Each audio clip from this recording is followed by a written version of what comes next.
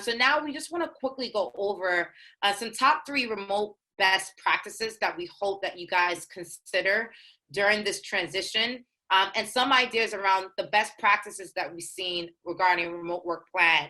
Keep in mind, starting next week, we're going to have a full-on training on how to manage remote teams. So if you see here on the screen, this agenda, this is something that we train companies who are transitioning with remote teams all the time. So we're going to talk about remote training and management, remote platforms to support you with project management, how to transition culturally with remote interns. We're going to talk about all the best practices that we've done partnership trainings with, obviously with the YMCA, LinkedIn, NYU, Google. These are companies that we partner with on a lot of this content, and GSC have been doing remote work training for years.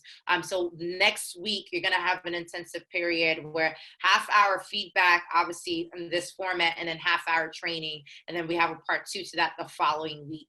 But for the interest of today, just some top high-level best practices. So I'm going to start with top high-level best practices. And some of you probably experienced this last week. One is very, very important that you make it very clear to your interns the cultural expectations of your company. So for example, maybe on your team that they have to really make sure that when it comes to engagement that they have to work with only one team and not really interact too much with the rest of the divisions, or maybe culturally people are extremely expressive, right, where people have to ask questions at a certain point of a meeting, or maybe they can interject. These are small things, but they make a big difference in terms of like how the team, the intern assimilates into your company. We've seen things where in certain companies, staff members and employees don't interrupt a presentation being done by management. And others, there's interruptions throughout a call. These are the cultural nuances that you have to be very clear as we expect fluidity here. We expect engagement here. We expect communication and presentation here. We expect, just give those basic expectations. And one thing I would say is, some companies or startups and SMEs sometimes don't know their culture because you live in it so much that you don't realize your best cultural practices or the habits of coexistence that you have within your company, and that's okay. But if you notice questions from the interns asking you, hey, how's it done here, or what do you do in this scenario, that's them trying to understand your cultural nuances. So be prepared for those type of questions because it might be mundane to you, but they will have those questions. The second best practice that we've seen with remote companies who have remote interns is communication agreements. And what I mean by agreements is they agree on the platform they're going to use for quick communication, the frequency of communication, and the mode of communication. And let me explain. You have to agree on how do you communicate with the interns beside email, right? For some companies, it might be WhatsApp. For some companies, it might be Slack. For some companies, it might just be email. It might be your phone number. It might be another mode of communication. But you have to come to an agreement with how you're going to communicate with the interns over the next month. What we've seen in the past is that people usually create WhatsApp groups. In that WhatsApp group is the point person, the senior management. You are welcome to invite a member of the GSC team to monitor it if you need help with that as well, right? But the point is keeping some type of agreement where that's a mode of contact for the interns. Keep in mind, it doesn't have to be the same mode of communication that you have for the rest of your staff. For example, maybe your staff is all on Slack, but maybe you're not conditioned to onboard the interns on Slack because maybe they're there for 30 days, so you don't want to integrate them in Slack just yet. So it's okay to just create a WhatsApp group for the interns. So just giving you a best practice that it's important that you guys make that very clear. This is how we're going to communicate. Second, frequency. You need to be very, very clear on what your expectation is on frequency of communication. Here's what I mean. For some people, they just want you to make sure for companies that you communicate in the morning when you clock in the midday during the afternoon, right? And end day when you close out, right? For some, right, in our company at GSC, because we're working on multiple projects, people have to communicate, confirm receipt of acknowledgement of an assignment, follow up with any questions or concerns, follow up on progress, and then close out, right? So we have higher numbers or frequencies on Slack where they don't just get an assignment in the morning and we don't hear from them till midday or the end of the day. If anything, we probably communicate on an hourly basis or every 2 hours. So it's high frequency at our company when it comes to mode of communication. And as a result, high frequency questions don't come on email, they come on Slack. Whereas for other companies, maybe summary messages come on email. Again, make that very clear as to what is required of the interns. Finally, make sure it's very clear how you want the interns to present their work to you. Let me make this very clear. Let's say you give the intern an assignment to research your top competitors within the ecosystem, right? You might expect that they submit the assignment in the form of a PowerPoint, but maybe the intern might expect that you want the assignment to be submitted in the form of a spreadsheet. Another intern might interpret it as you want the assignment submitted in the form of a Word document. Very important that as you're giving communication, that you're very clear on those expectations. And I would say that also when it comes to these three things, and I want to make it very clear that we understand that different companies operate differently. It's quite all right to even just tell the interns to just shadow you for a complete day.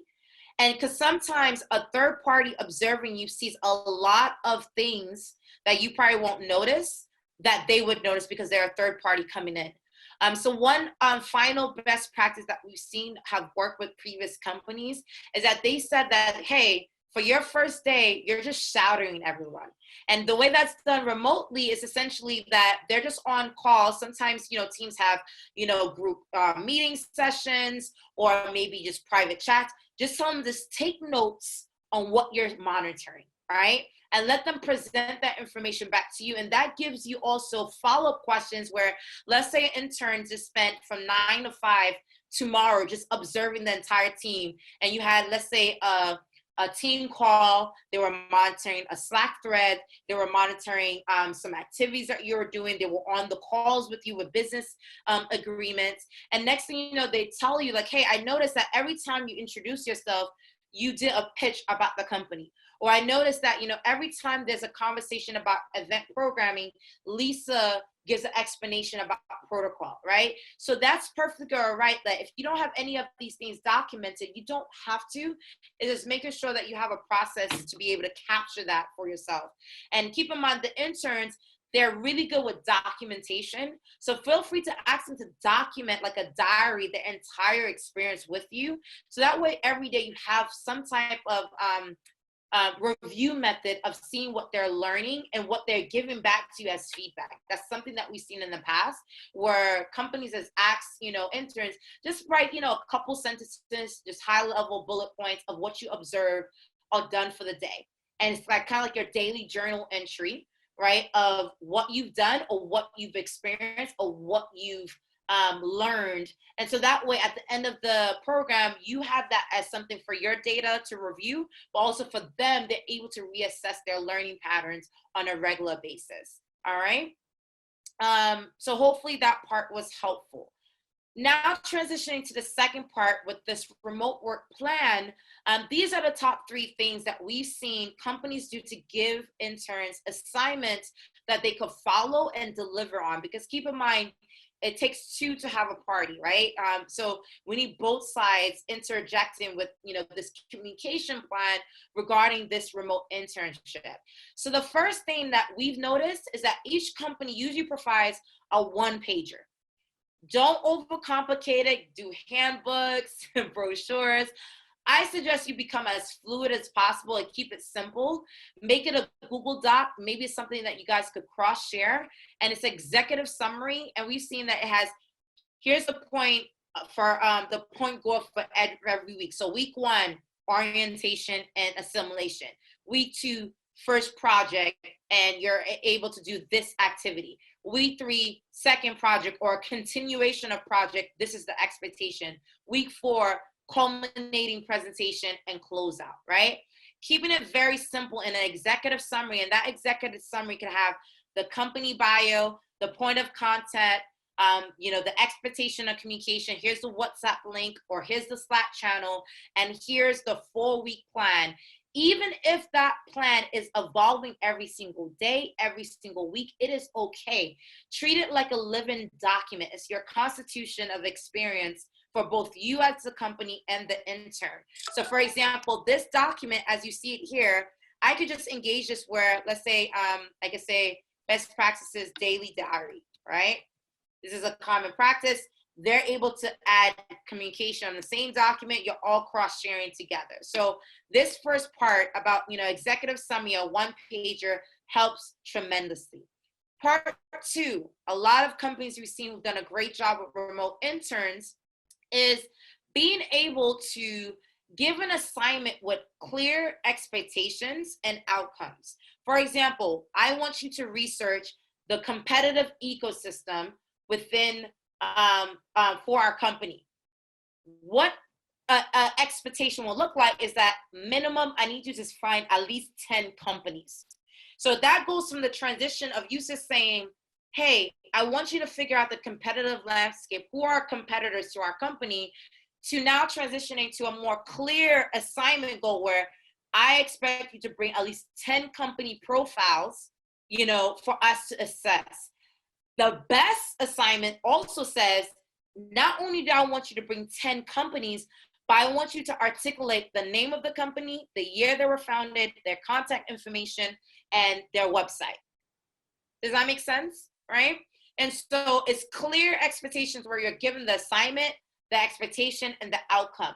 Sometimes you might have to say, look, we're going to get on a 10-minute brief Google Hangout call so I can explain to you what the assignment is and expectation, in addition to the written email giving them the assignment. And the last thing regarding assignments, be very clear to the interns from now that whether they're working on a single project, each one of them, because each one of you have at least 2 internships, or whether they're working on a group project where their work supports each other. All right? So being very clear. So for example, we have over the summer, we accepted 30 interns to the GSC internship program, and all 30 of them worked on the same project. They did not each have individual assignments. So that's what I mean by being very clear on single project versus group project. Finally, the third thing is be very clear on how you're going to grade them on each assignment on milestones. Is it going to be, hey, confirm receipt, you did a great job? What's the feedback mechanism for them to understand how to either improve on the assignment, update the assignment? It could be just like, hey, you completed the assignment, and this is the only feedback that I believe that you could have done, or this is going to require training because maybe you didn't complete the assignment completely correctly. So I need to train you, and now you have to redo it again, for example. So I will end here.